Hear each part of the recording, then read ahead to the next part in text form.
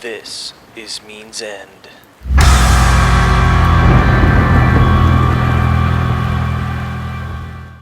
This is Robert Luciani, and you're watching the Means End Vocalist Series Part 4, Hitting the High Note. I'm going to talk about how to work at the edge of one's physical capabilities and how to increase one's vocal range.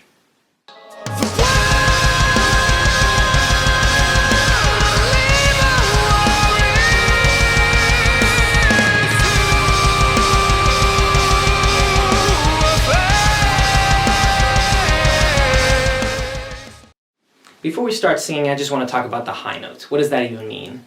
It doesn't really mean anything, objectively speaking. At the end of a chorus, you might want to have a note higher in a scale than a lower one just because you think it sounds more epic. But even if you're a singer that has naturally quite a low voice, just working at the edge of your physical capabilities makes it sound really neat because a listener can usually perceive what the music is building up to, and when you come to a high note, they'll think, oh man, is the singer going to be able to pull that off? And then you pull off the note perfectly and you land heavy back into a verse. It's just a really cool thing. Expanding your voice, however, to reach higher notes is really difficult. It's going to take 6 months of dedicated practice to increase your vocal range, even half a note. However, in the studio there are plenty of ways, analog tricks, to feel more comfortable working at the edge of your physical capabilities, and there are dozens of tricks, digitally speaking, to make you sound better. Don't just get caught up on auto-tune. There are plenty of other cheats to use, like overdubbing your voice a million times to sound like a one-man army or a demon, or cutting up and editing pieces to make it sound like you can do super fast chord changes or long sections without taking a single breath. The most important thing is that you're honest to your voice and don't change the character of it. I'm not for or against any particular technique, but there are some ways you can sing which makes it easier to work right at the edge of what you're capable of. So let's start with the really simple things first. Ultra high notes using head voice. The reason I say they're simple is because when you're singing in head voice, reaching a high note isn't really anything special. You can reach super high squeaky mouse notes in head voice. But head voice is really useful and can sound super cool if you mask it in a way to make it sound like your chest voice. You don't want it to sound like da-da-da-da-da. You want it to sound like you have a chest voice that can go up and beyond what your real limit is. So, I told you in an earlier episode to practice along to pop vocals or female vocals. For example, one song that I sing along to is Hyperdrive by Devin Townsend. The female vocalist starts the song off in a G sharp, which should be so cold in the night, like that. But like I said, if you avoid the airiness, avoid the transition from chest voice to head voice, and try to imitate your chest voice more, then you'll get a sound that sounds really neat in your recording. So one thing I do to practice this is, if I start on an octave below, in chest voice, so cold, I try to transition to the octave above without having a click from the transfer. With click it would sound like, so cold, like that. A way to mask that click, in my opinion, is to add just a little bit of drive right before you know that the click is coming. That way people think that if there is any sound at all, it will be an artifact of you putting a little bit of extra oomph into your voice, and not that your chest voice is actually finished and you're cheating with your head voice. So you would go, so cold. And notice that when I did cold, I didn't actually go cold. I try to keep it in the character of my chest voice, so it's cold. It sounds like I have a much bigger chest voice than what I really do. And just to show how high you can go, I was looking a couple of minutes ago through our recordings, and in one of the Means End songs coming in our debut album in a couple of months, there's a harmony that I put in that's in G sharp 5, which is an octave above that, and sounds something like this.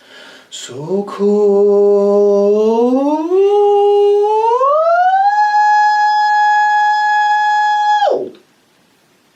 Damn. Next are screamed high notes. They're just as easy And I have a little song called Omega Barrier where I think I illustrate it nicely. We debuted this song at Euroblast 8 in Germany, and it's going to be part of our upcoming album. Listen.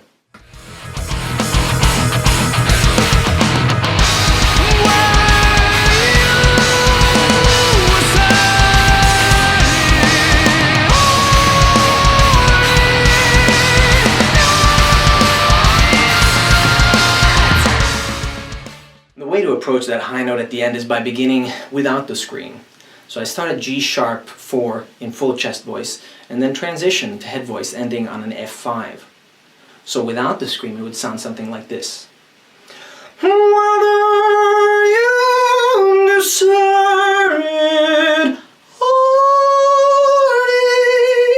and then the last note, you can start doing it just super clean.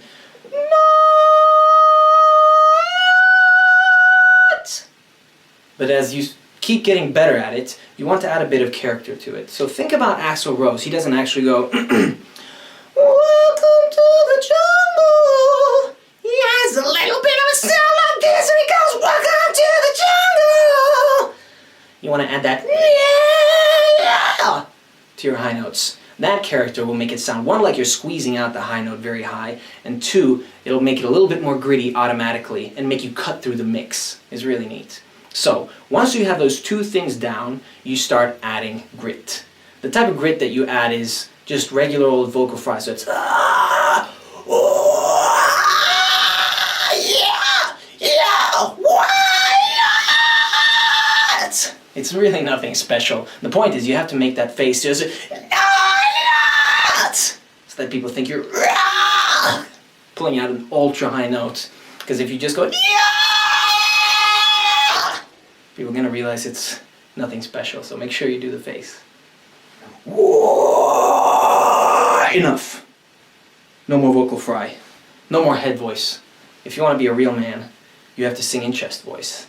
This is what a high C is supposed to sound like.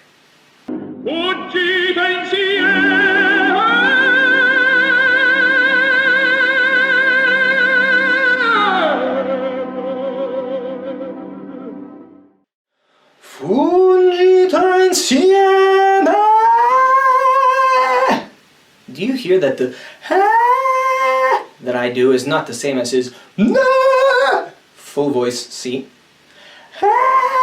That's a head voice, and is chest voice. His chest voice is unbeatable. The bad news for you guys is getting to the high notes in chest voice C, D is extremely difficult. And there are no cheats to get that high. If you practice 5 days a week, 30 minutes a day, after a half a year you might be able to sing a half tone higher. I know when I started, I was pressing myself when I was going up to an A sharp or a B. Now I can press myself up to a C or a D under good conditions. But what you can do is have a few tricks up your sleeve to be able to reach the high notes within the range that you can work in.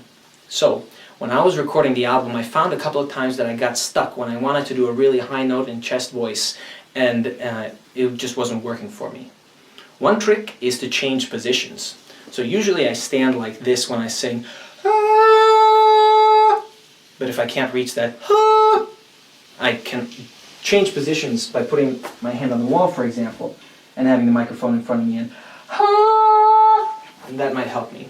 So try moving your positions, putting your hands up, putting your hands to the side, putting them forward, all sorts of things, just to see if changing positions sometimes maybe changes the shape of your lungs and you can reach that high note better. Another trick is changing the formant or the character of your voice. So if you're trying to do a last note, maybe you should try to change your formant to another type where it's a little bit more trebly, like that.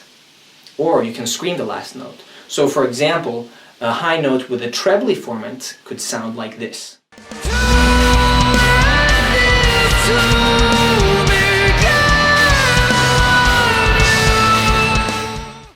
A high note with a bassy formant could sound like this.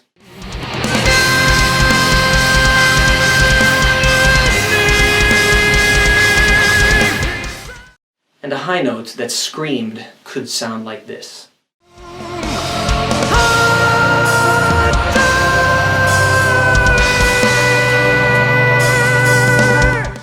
So when you get stuck doing your high notes, try to see if you can switch. Just make sure that you're not cheating with your editing, so when you're going to do a high note, you cut right before the high note and then go ha, and then everything before it has the ha, da, da, da, ha, and you cut over and that kind of thing. People are going to think it sounds really weird. At least the seasoned listeners will be able to hear that you're not actually singing that for real.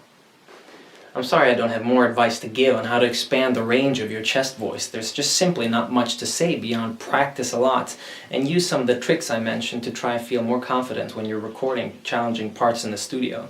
Pavarotti practiced an entire lifetime and never really went far beyond the standard male tenor range. He did, however, sound a lot more confident, deep, and emotive than all his contemporaries, which was what made him a fantastic singer.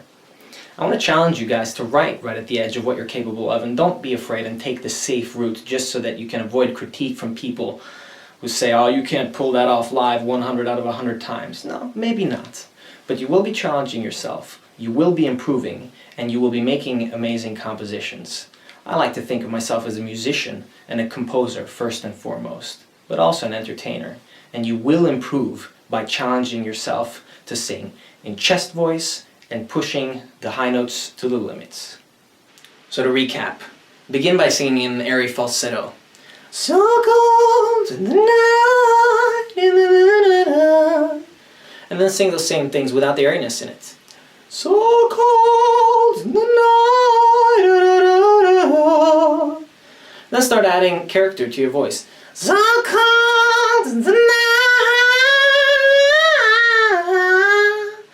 And then add grit to it. So cold! And then practice your chest voice. Good